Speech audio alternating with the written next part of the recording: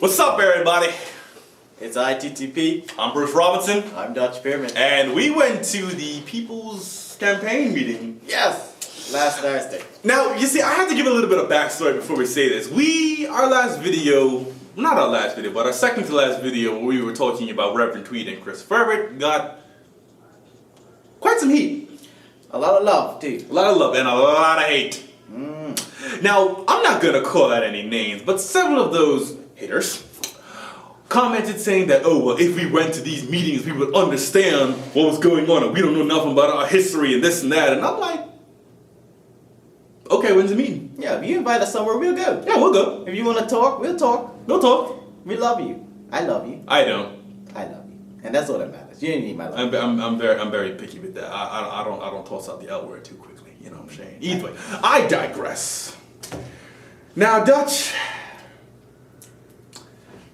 I have to say, in all honesty, the People's Campaign meeting actually shined a lot of light on a lot of my questions. I mean, I can't say that I completely agree with said point of view or methods, but I will say that Jason Hayward outlined some really pressing matters for the youth of today, such as education reform and the lack of experience. And the biggest thing I think that we need to look at in Bermuda is making our people competitive on the global scale, because I feel like we flop at that. Now that's something that is universally agreed upon. I don't know a single Bermudian that does not agree with that point of view. So Jason Hayward? Jason. Sorry, I'm really bad with names. Mr. Hayward. So Mr. Hayward, you keep talking points like that? I feel like I was all right. I mean, when he was talking, I was sitting there taking notes. I was like, okay, all right, not bad. Yeah. I don't agree with a lot of things. Like, you know, he did mention saying, like, you know, going back to making Bermuda College free, but that worked for a little bit, but it didn't work out too much in the end. I mean, he spoke about a few things, you know, taxes as well as et cetera, et cetera. Some things I very much agreed with, and some things I'm like, really, brethren? You had me, but you done lost me. Now, we're going to talk about some other stuff, because we could spend a few time talking about everything that we were okay with. One thing that I was happy to see was, for two people that pretty much laid siege to the reputation of two of the gentlemen that were there, they were very respectful towards us. I was happy to see that. I can't say the same for the World Gazette. But the Royal Gazette is notorious for misprinting. Now, and cut things short. Now, this is what happened. Was it two? Was it two of them? Yeah, there was two Royal Gazette reporters that were sitting in the back.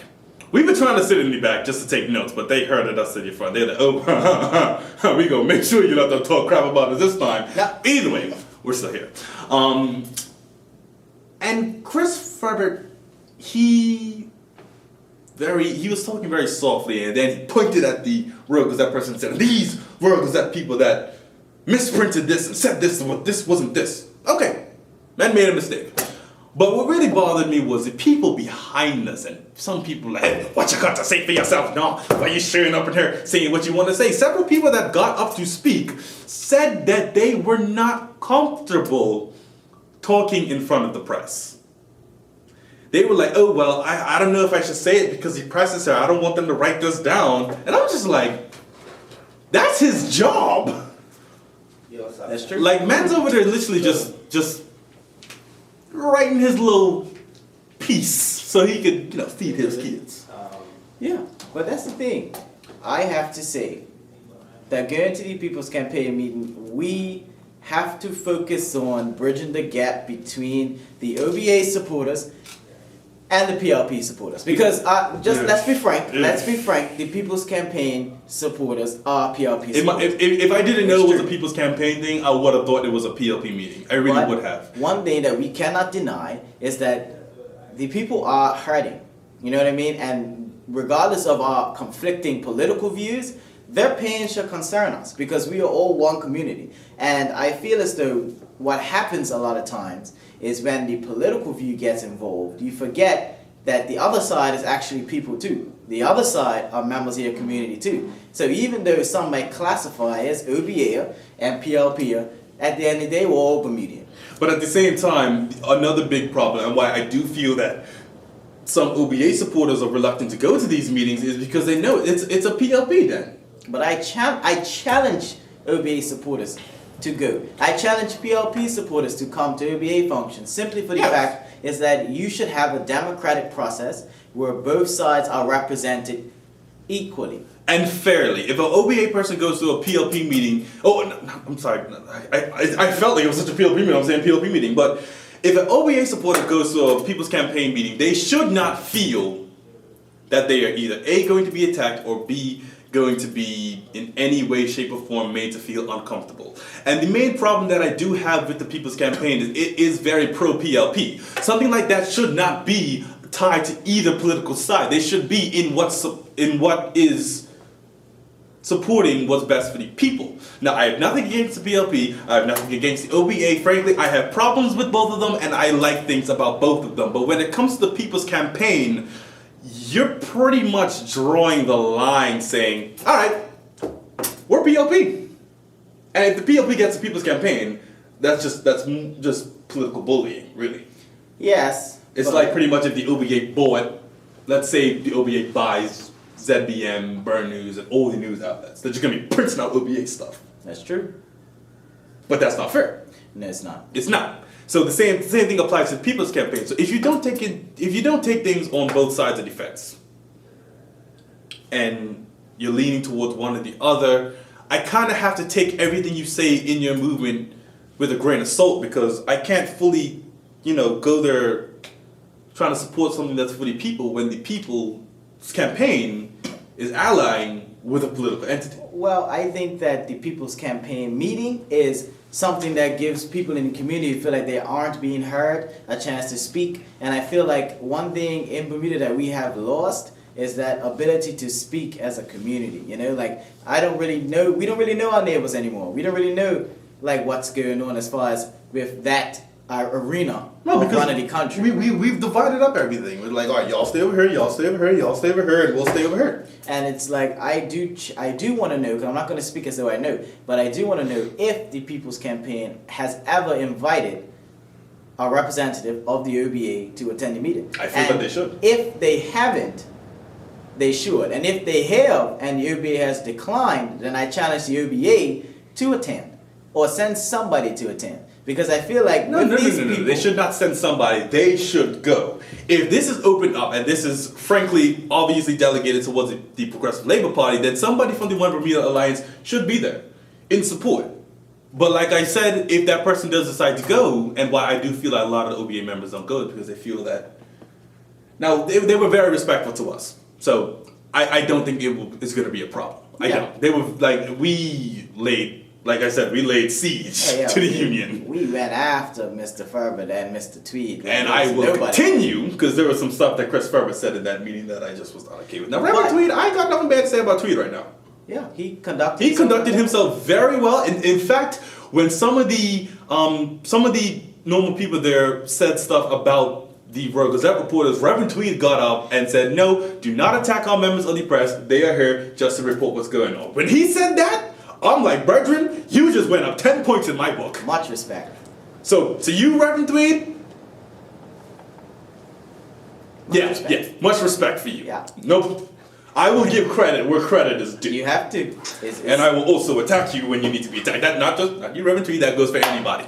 But the thing is, I also want it to be outlined that these sort of things should be seen and heard by the OBA. And I feel like that when you have a gathering of the people concerned about the community and the way the government is running, and they have questions that they feel like they're more safer to ask in that sort of company, that your government should be there to represent itself and to answer those questions. Because I'm not going to say the People's Campaign isn't qualified to speak on it, but I don't believe that you should be asking questions directly to the government, to people who are not in the government. That's what I'm saying. I mean, Jason Hayward, he didn't speak out too much against the OBA. He spoke on what he felt was there. But Chris Ferber, not only did he compare the One Bermuda Alliance to Donald Trump and his supporters, which I think is gross. That's a no-go. Like, dude, that's literally like apples and carrots. Not even apples and oranges. They're not even the same fruit family. They're not a fruit. What's a vegetable? Exactly! Carrots and apples. They are in completely different ballparks. Donald Trump is in no way, the OBA is nowhere near the Trump administration, because his exact quote was that he said that he quoted Donald Trump when Donald Trump said, "Oh, well, I could go and shoot somebody and people still vote for them." He likened that, saying that the OBA felt that, oh, we could just do this airport and nobody will do anything about it. And I'm like, that's obviously not true. Because A, y'all did something about it. Come on, like, and the thing is, but I will say that Chris Webber did say one thing that I found very, very, very, very applaudable, and it was the fact that he said that disrespect goes from the older generation to the younger and then back up. You know what I mean? So this is something in our community that we really need to address, because the older generation has laid down a lot of disrespect on those coming up. And in reverse, the same can be said for the younger generation to the older ones. But the only downside is that the younger generation is punished for its disrespect, whereas the older generation does whatever they want. They don't acknowledge it. So That's for what I'm saying. Chris Ferber to acknowledge it in a place with press there and, you know, all of his people there is quite applaudable, because it's a big issue that people look the other way about. You know, it's just like how a young man nowadays could be working 2 or 3 jobs and he don't want to give up his seat on the bus to a slightly older gentleman because he's tired. He will be looked at as extremely disrespectful. But if you measure the tired scale, he may just be more exhausted than that older gentleman. I mean, that's what I'm saying. I mean, if I'm done work from 6 a.m. to 9 p.m., I hop on that 9:15 bus, and there's an old guy that was just there, just came to town just to get like a chocolate bar or something and go home. Yeah, I'm gonna sit down. No, if it's wobbling in the knees, then of course. I mean, it's like it depends on the case of old, but you know, you can't let him fall over. Now, this is one thing that I noticed was very rampant in the People's Campaign meeting, as well as is very, very dominant in old black Bermuda. Old black Bermudians need to stop comparing themselves to Martin Luther King, Malcolm X, Harriet Tubman, and everybody else that frankly didn't do anything for them. Well, I can't disregard the struggle. But the thing is, we have our own civil rights leaders. True. We do. You do? We have our own civil rights leaders that we can quote upon, but the main reason why, and I really feel like this, like big reason why a lot of young Bermudians don't know and don't understand anything about the Bermudian civil rights struggle is because every 5 seconds the old Bermudians are heightening up Martin Luther King. Oh, Martin Luther King did this, and Malcolm X said this, and Harriet Tubman said this, and this person said this, and yeah. And I'm just like, teach them what happened. Thank you. Mazumba. Teach them about people that actually did something for them, because whether you want to admit it or not, Martin Luther King and Malcolm X didn't do nothing for you lot.